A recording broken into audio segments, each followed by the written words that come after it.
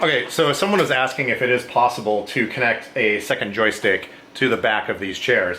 Now this one actually has a bracket right here that's designed for an attendant control. It's normally a smaller joystick that goes right here, so someone can walk behind you and move the chair around and whatnot. Now, I always assumed that you had to use the main joystick on the front of the chair to do anything, and if you plugged a second one in, it would get cranky. But as it turns out, I was wrong. So, if you happen to have another joystick laying around, this is an old monochrome joystick, and this is a 2016 F3.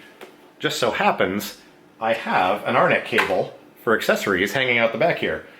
Now, right now I want to raise the seat elevator up a little bit more, but I don't feel like moving this tripod.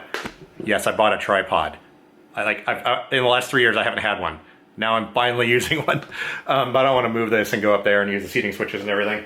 So we're just going to plug in this joystick, and you can turn the chair on.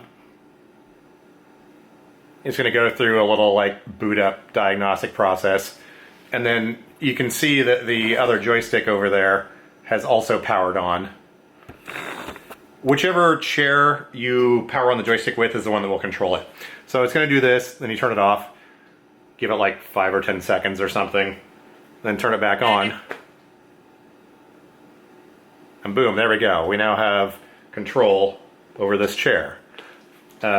More importantly, the seating functions. And I want to raise the seat elevator.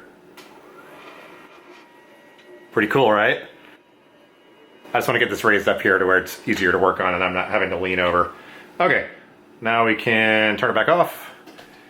And next time you power on the chair with the joystick in the front, it's going to do its little, new hardware discovery thing again.